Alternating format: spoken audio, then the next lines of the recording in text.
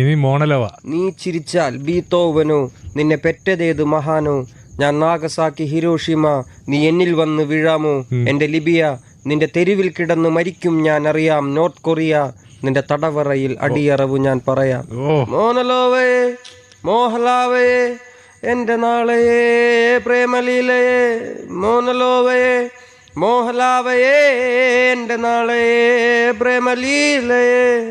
വാ, ഈ north Korea Libya എന്തടി എഴുതി വെച്ചേക്കണ വേണം. അത് ഞാൻ എന്താണെന്നറിയോ, എനിക്കിങ്ങനെ ഒരു പൊളിറ്റിക്കൽ പ്രേമപ്പാട്ടും കൂടി ആയിരിക്കണം എന്നുള്ളൊരു സാധനമാണ്. പിന്നെ എനിക്കറിയാവുന്ന കാര്യങ്ങളല്ലേ എനിക്ക് എഴുതാൻ. ശരിക്കും ഗൂസ് ബംസ്.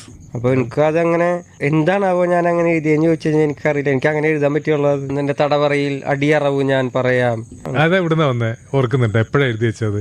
അയ്യോ, അത് ഓർക്കുന്നുണ്ടോന്ന് ചോദിച്ചു കഴിഞ്ഞാൽ ഒന്ന് പ്രാസം ഒപ്പിക്കാനുള്ളൊരു കഷ്ടപ്പാടും ഉണ്ടെന്ന് അതിനകത്ത്.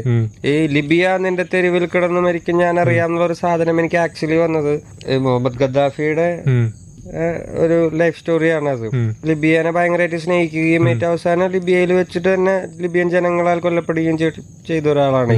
ഞാൻ നിന്നാൽ കൊല്ലപ്പെട്ടാലും കുഴപ്പമില്ല എന്ന് പറയുന്ന ഒരു സാധനമാണ്. പിന്നെ അങ്ങനെ എനിക്കറിയാവുന്നത് വെച്ചിട്ടൊരു പാട്ട് അത്രയുണ്ട്.